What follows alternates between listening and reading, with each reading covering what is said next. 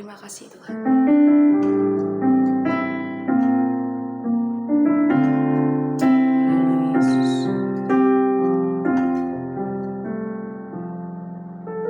Aku dan seisi rumahku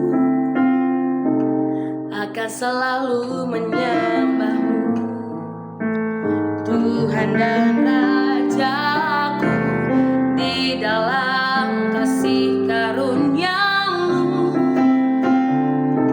yang hidup saling melayani dan melayani-Mu. Bila Tuhan menjadi kepala rumah ini, maka berkat kehidupan tercurah selalu.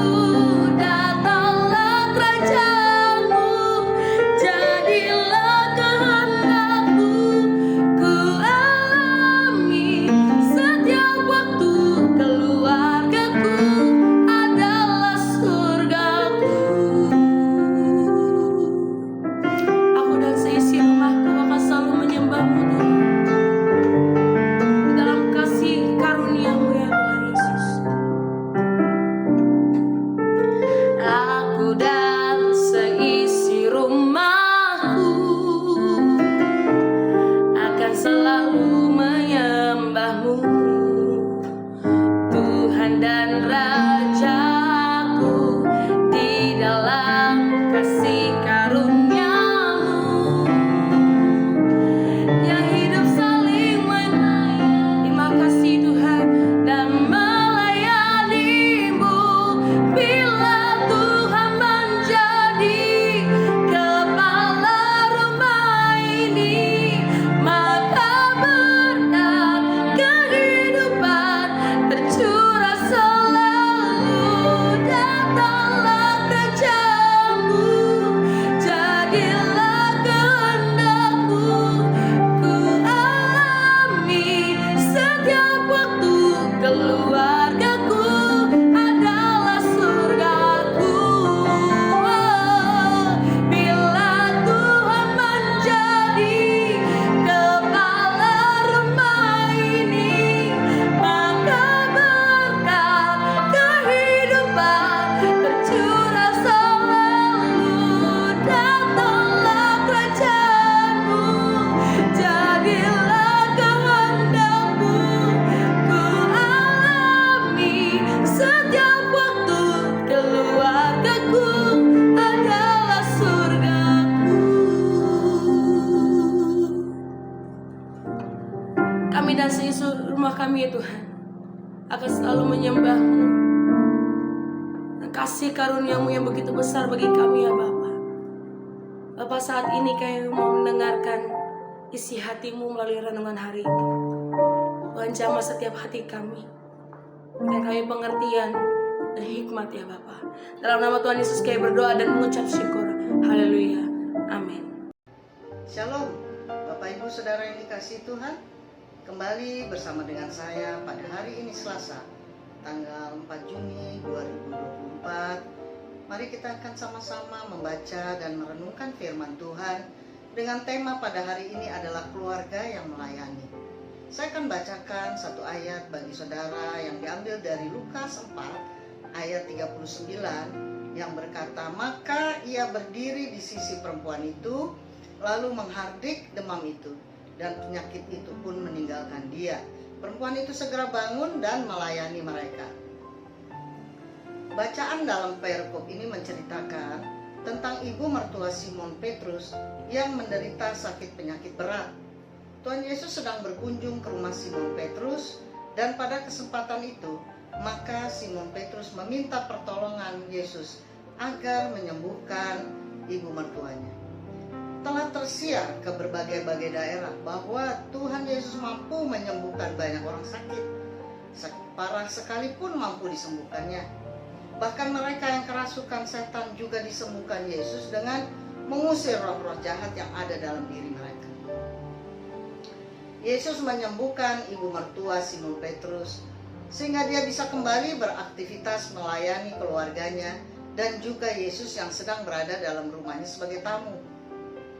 Yesus Kristus tampil sebagai penyembuh bermacam-macam penyakit yang ayat-ayat sebelumnya ia tampil sebagai pelepas dan pengusir setan yang ada dalam diri manusia. Tuhan datang untuk melakukan berbagai mukjizat, yaitu menyembuhkan penyakit dan menyampaikan pengajarannya melalui mukjizat-mukjizat yang dikerjakannya. Penyembuhan yang dilakukan Tuhan Yesus terjadi di rumah Simon Petrus, dan yang sakit adalah ibu mertuanya.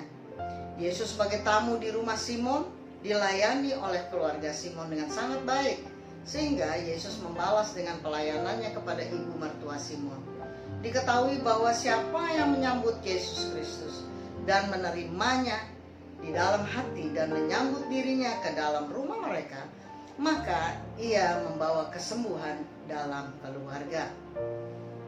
Orang-orang baik dan keluarga-keluarga yang telah dikunjungi oleh Yesus juga bisa saja diuji dengan kemalangan atau sakit penyakit yang datangnya secara mendadak serta bisa berbahaya.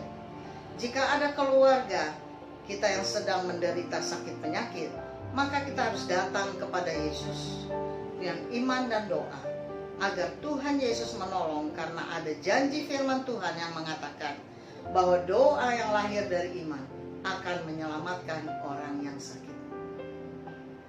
Dalam bacaan perikop ini dapat kita lihat bahwa Tuhan Yesus sangat peduli terhadap umatnya yang sedang sakit dan menderita.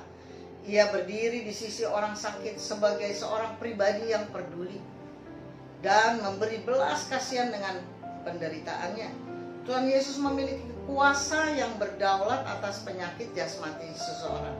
Kata-katanya memiliki kuasa untuk menghardik sakit penyakit. Ayat ini membuktikan bahwa penyembuhan terjadi melalui mujizatnya Tuhan Yesus. Keluarga yang melayani menyadari bahwa jika Yesus memberikan kehidupan yang baru dalam bentuk kesembuhan dari sakit penyakit, maka ia berharap bahwa kehidupan baru itu adalah kehidupan baru yang sesungguhnya dalam kerohanian seseorang. Dengan kehidupan yang baru, maka seseorang akan memuliakan Tuhan dengan meluangkan waktu untuk melayani pekerjaan Tuhan Yesus dimanapun dia tempatkan. Mereka yang sudah diperbarui kehidupannya akan melayani Yesus Kristus melalui melayani orang-orang lain, termasuk keluarganya. Teladan apa yang Tuhan Yesus kerjakan agar juga dikerjakan oleh orang percaya yang sudah disembuhkan dan dipulihkan? Maka yang pertama, Tuhan Yesus menyembuhkan banyak orang yang sakit tanpa kecuali. Semua yang datang kepadanya disembuhkan. Saudara dapat baca di dalam ayat yang ke-40. Hal kedua, Tuhan Yesus mengusir keluar setan-setan dari banyak orang yang dirasuki setan. Dapat saudara baca yang tertera di dalam ayat yang ke-41. Nah, refleksi kita saudara pada hari ini, pelayanan Tuhan Yesus yang begitu banyak dan respon masyarakat yang begitu antusias tidak membuat Tuhan Yesus kehilangan misi utamanya dan tidak membuat dirinya kehilangan fokus.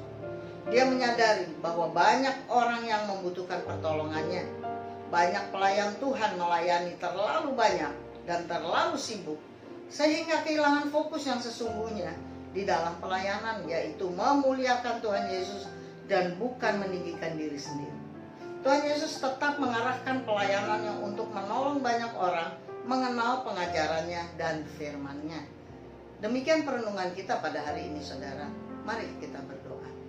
Bapa, di dalam nama Tuhan Yesus Kristus, kami bersyukur buat hari ini, di mana Engkau mengajar kepada kami supaya kami tetap berfokus untuk memuliakan Engkau Tuhan Yesus.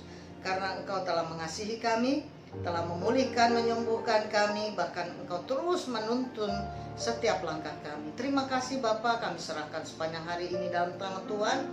Biarlah kami terus berjalan bersama dengan Engkau dan nama-Mu saja yang dipermuliakan. Di dalam nama Yesus Kristus kami berdoa dan bersyukur kepadamu. Haleluya. Amin.